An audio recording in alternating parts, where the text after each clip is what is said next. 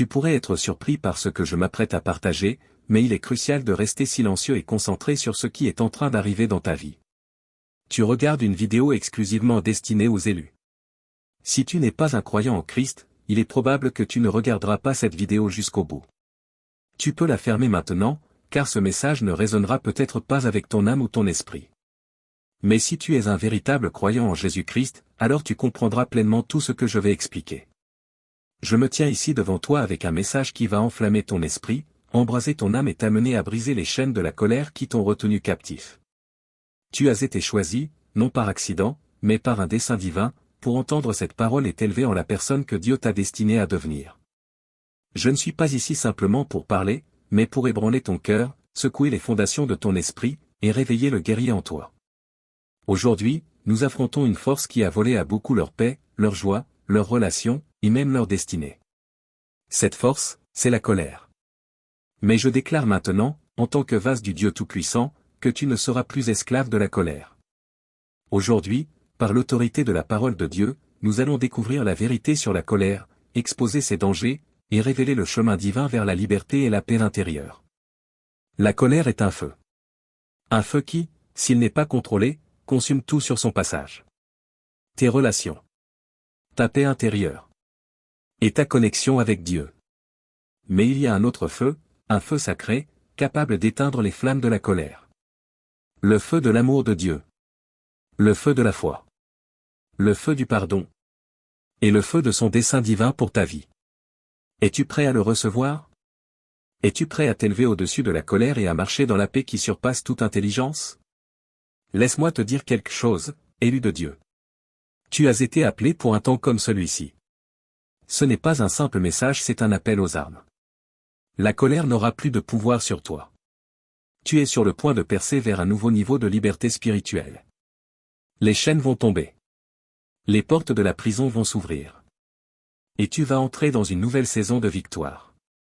Plongeons au cœur du sujet. Et je te le promets, à la fin de ce message, tu ne verras plus jamais la colère de la même façon. Ce jour peut changer ta vie à jamais. Bienvenue dans les secrets du paradis.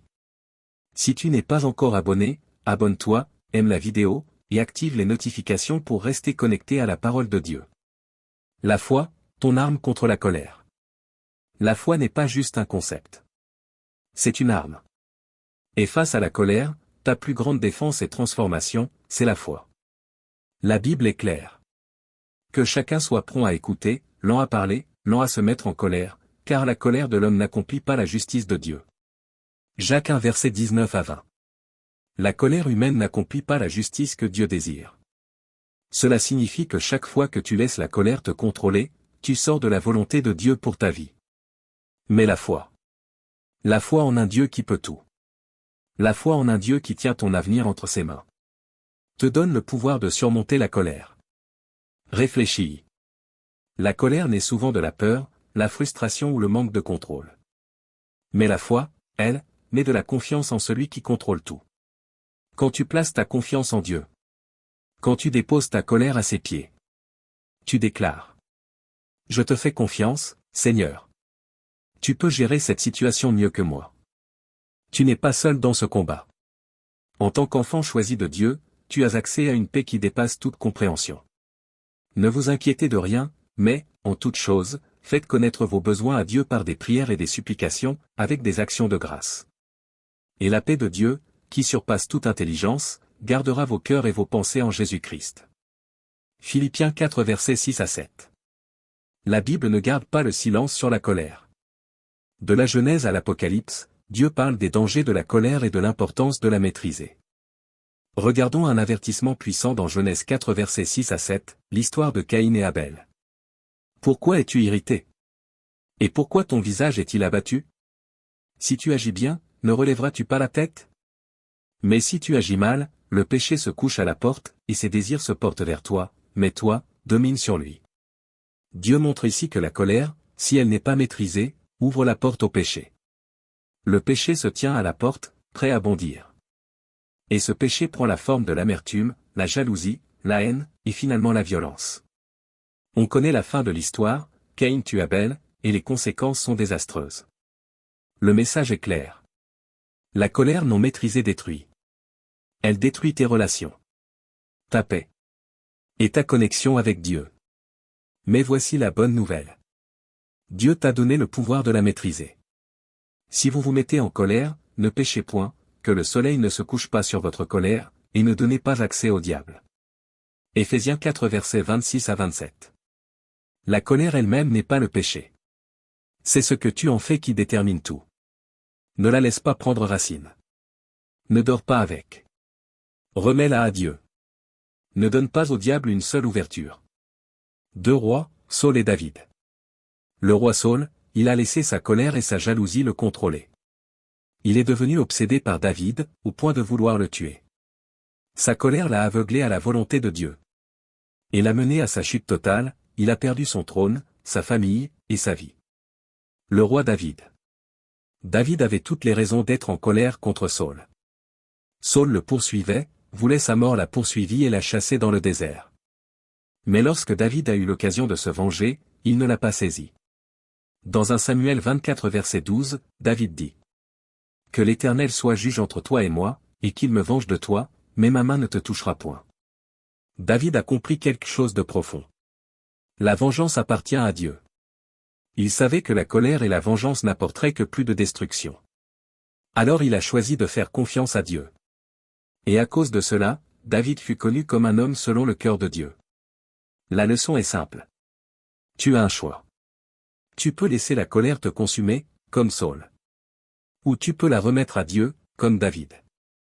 Le choix que tu fais déterminera le cours de ta vie. La colère est lourde, mais le pardon est léger. L'une des armes les plus puissantes contre la colère, c'est le pardon. Le pardon, ce n'est pas excuser ce qu'on t'a fait. C'est refuser de laisser la colère te dominer. Dans Matthieu 18 versets 21 à 22, Pierre demanda à Jésus : « Seigneur, combien de fois pardonnerai-je à mon frère, lorsqu'il péchera contre moi ? Jusqu'à 7 fois. » Jésus répondit : « Je ne te dis pas jusqu'à 7 fois, mais jusqu'à 70 fois 7 fois. » Jésus nous enseignait que le pardon n'est pas un événement unique, c'est un style de vie. Pourquoi est-ce si important ? Parce que retenir la colère empoisonne ton cœur. Cela brouille ta perception, de l'autre, de toi-même, de Dieu. Mais quand tu pardonnes, tu te libères toi-même. Rappelle-toi. Quand Jésus était sur la croix, il aurait eu toutes les raisons d'être en colère. Trahi, battu, crucifié. Et pourtant, dans ces derniers instants, il pria : « Père, pardonne-leur, car ils ne savent ce qu'ils font. » Luc 23 verset 34. Jésus nous a montré que le pardon n'est pas pour les autres. C'est pour notre propre cœur. C'est libérer la colère et l'amertume avant qu'elles ne nous détruisent de l'intérieur. Le pardon est la clé de la liberté. Tu ne dis pas que ce qu'on t'a fait était acceptable. Tu choisis simplement de ne plus en être l'esclave. Dans les évangiles, Jésus a vécu de nombreuses situations qui auraient pu provoquer la colère. Trahi par Judas. Renié par Pierre. Moqué par les pharisiens. Crucifié par les Romains. Et pourtant, dans chacune de ces situations, il a répondu avec amour et compassion. L'un des exemples les plus puissants. Quand Jésus fut arrêté au jardin de Gethsémani. L'un de ses disciples dégaina une épée et coupa l'oreille du serviteur du souverain sacrificateur. Mais Jésus guérit cet homme, et dit à son disciple de ranger son épée. Luc 22 versets 50 à 51. Jésus nous montre qu'en moment de colère, nous avons le choix. Répondre avec violence, ou avec amour. Et quand nous choisissons l'amour, nous brisons le cycle de la colère. La colère est un cycle. Une blessure entraîne une autre. Une parole dure en appelle une autre. Et avant même de t'en rendre compte, tu es pris dans une spirale d'amertume et de rage. Mais voici la bonne nouvelle. L'amour de Dieu peut briser ce cycle. Dans 1 Jean 4 verset 18, il est écrit : « Il n'y a pas de peur dans l'amour, mais l'amour parfait bannit la peur. » Quand tu laisses l'amour de Dieu remplir ton cœur, la colère n'a plus de place. Son amour parfait chasse la peur, la douleur, la frustration. Tu n'es pas défini par ta colère. Tu es défini par l'amour de Dieu. Et cet amour est disponible pour toi maintenant. Enfin, retiens ceci. La prière est ton refuge dans les moments de colère.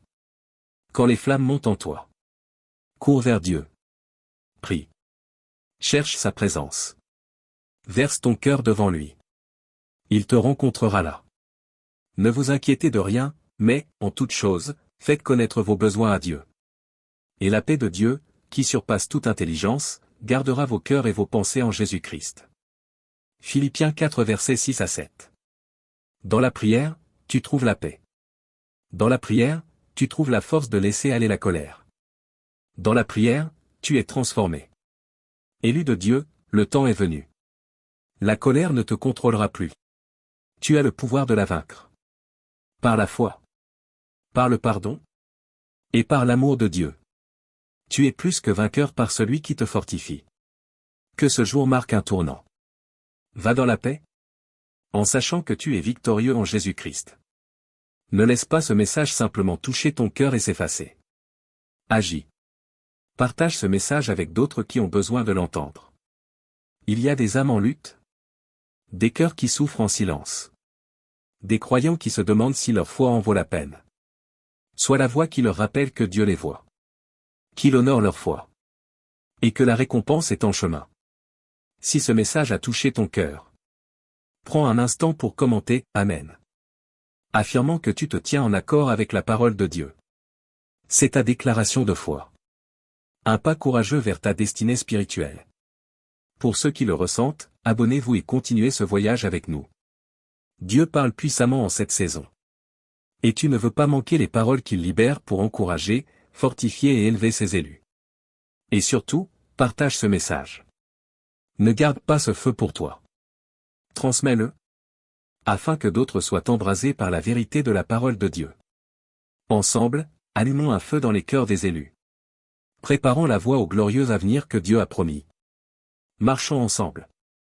Confiants dans la fidélité de Dieu. À chaque étape du chemin. Va aujourd'hui avec la pleine connaissance que tu es choisi. Tu es appelé. Et ta foi, même petite comme un grain de moutarde, est plus puissante que tu ne le crois. Terminons par cette prière de foi, unie comme une seule famille. Père Céleste. Nous venons devant toi aujourd'hui, non par notre propre force, mais par la puissance et l'autorité de ton saint nom. Seigneur, nous t'exaltons, Roi des rois, Seigneur des seigneurs. Tu es le feu dévorant. Le seul capable de transformer les cœurs et de renouveler les esprits. Père, nous prions que ce message brûle dans les cœurs de tous ceux qui l'entendent. Consume toute forteresse de colère, d'amertume et d'absence de pardon. Nous déclarons, au nom de Jésus, que tout esprit de colère, de frustration, de rage doit plier le genou devant ton nom. Nous brisons chaque chaîne de colère. Et libérons ta paix qui dépasse toute compréhension. Seigneur, ta parole dit dans Jérémie 23 verset 29. Ma parole n'est-elle pas comme un feu? Déclare l'Éternel, et comme un marteau qui brise le roc?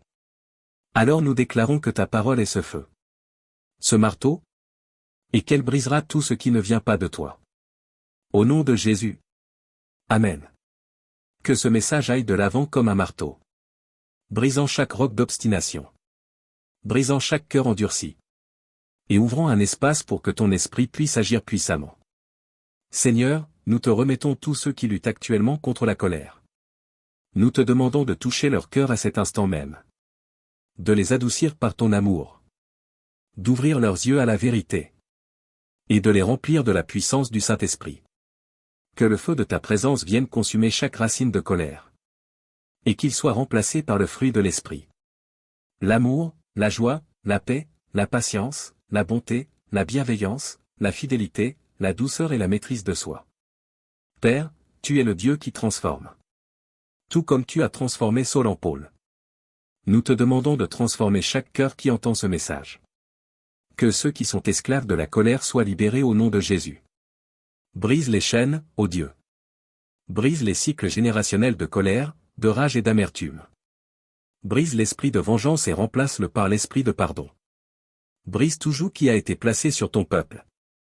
Et libère-les pour qu'ils marchent dans ta paix divine. Saint-Esprit, nous te demandons d'agir maintenant. Agis sur chaque auditeur. Chaque spectateur. Chaque âme touchée par ce message. Que ces paroles ne soient pas simplement entendues, mais qu'elles suscitent une conviction profonde dans les esprits. Qu'elles mènent à un changement sincère. À une recherche de ta face. Et à une reddition totale de leur colère à tes pieds. Qu'ils vivent un puissant bouleversement. Une transformation surnaturelle. Et une rencontre divine avec ton amour. Père, nous prions aussi pour ceux qui partageront ce message. Fais d'eux des instruments entre tes mains. Porteurs du feu de ta parole jusqu'aux extrémités de la terre. Bénis-les, Seigneur, pour leur obéissance dans la diffusion de ta vérité.